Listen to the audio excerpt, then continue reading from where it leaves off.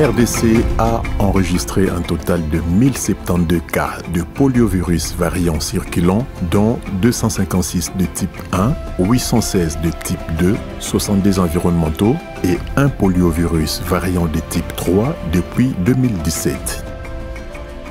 Depuis 2017, le pays, avec l'appui de ses partenaires, a conduit environ 42 campagnes de vaccination contre la polio. De ces campagnes, la RDC a réalisé des progrès significatifs dans la lutte contre la polio grâce à des campagnes de vaccination massives menées à travers le pays. Malgré les défis liés aux difficultés d'accès à certaines provinces, le gouvernement congolais a travaillé en étroite collaboration avec des partenaires internationaux pour atteindre les populations les plus vulnérables. Le meilleur engagement au sommet de l'État par rapport à l'appropriation de la lutte contre la poliomyélite. Mais depuis 2019, je crois que vous le savez, le président de la République lui-même a présidé un certain nombre d'assises dans le forum pour la vaccination de routine et l'éradication de la poliomyélite, ce qui pour nous est un engagement assez fort. Nous pensons qu'il y a eu une amélioration dans le suivi des cas de polio qui a permis dans les années 2020 à arriver jusqu'autour de 84 cas de polio de type 2. Et en 2022, le pays a notifié au total 538 cas de paralysie liée à la polio. Mais le pays ne s'est pas laissé abattre par ce constat. Au contraire, des stratégies ont été menées, notamment l'extension des campagnes de vaccination et à côté le renforcement de la vaccination de routine, ce qui a permis de passer de 538 cas en 2022 à 240 cas environ en 2023. Des stratégies novatrices telles que l'intégration de la vaccination contre la polio avec d'autres interventions de santé publique ont contribué à renforcer l'efficacité des programmes de lutte contre la maladie en RDC. Pour interrompre ou contrôler les flambées, il nous faut des activités de qualité. Dans ces activités de qualité, nous avons comme ligne stratégique certains points stratégiques qui doivent être mis en place. Déjà, la première chose dans tous les pays, toute intervention de santé publique, on a besoin d'un bon engagement du ministère de la Santé, donc un bon engagement du gouvernement du pays où nous sommes en train d'appuyer. Il y a le renforcement de l'immunité dans des campagnes de masse et il y a aussi le renforcement de la vaccination des routines. Et puis, bien d'autres activités vont suivre, bien sûr, pour l'éradication, alors pour interrompre la polio. On a aussi besoin d'une surveillance, un système de surveillance épidémiologique sensible. Nous faisons la surveillance environnementale des poliovirus. Ces échantillons sont collectés à travers le pays et sont déposés ici à l'INRB.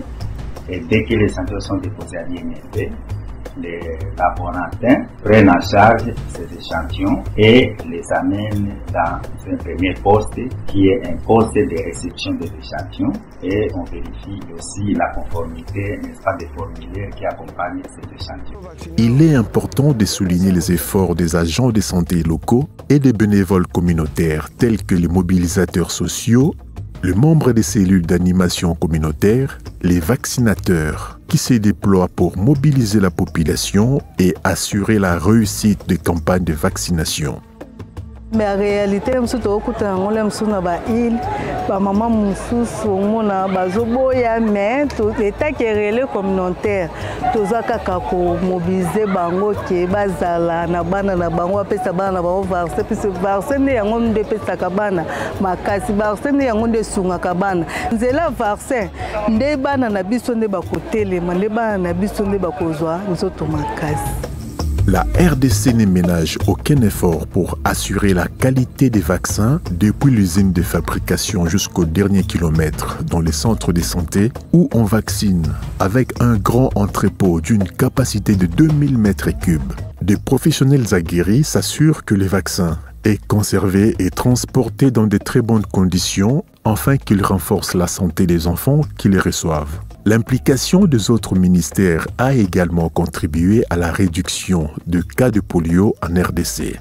Un enfant en bonne santé est un enfant apte à apprendre aisément dans les systèmes formels de l'enseignement. C'est pourquoi les crèches et écoles maternelles ont toujours ouvert leurs portes aux vaccinateurs pour administrer les doses de vaccins aux enfants de 0 à 5 ans.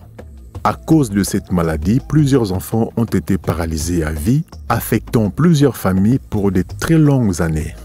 Même si la tendance des cas est à la baisse, il faut noter que tant qu'un seul enfant congolais sera paralysé, ce sont tous les autres qui ne sont pas suffisamment vaccinés qui courent toujours le risque d'attraper la polio. Le renforcement de la surveillance environnementale permet de détecter à temps les cas et de riposter. Le ministère de l'Environnement et Développement durable s'est employé à la prise d'un cadre légal et réglementaire au regard d'une politique d'assainissement qui a été prise en amont. Et à ce titre, nous avons une direction d'assainissement et ces attributions sont jusqu'au niveau de nos coordinations provinciales de l'environnement et développement durable qui sont responsabilisées pour la mise en œuvre des activités planifiées dans ce secteur d'assainissement et de l'hygiène. La RDC a fait des avancées significatives dans la lutte contre la polio, mais des défis persistent.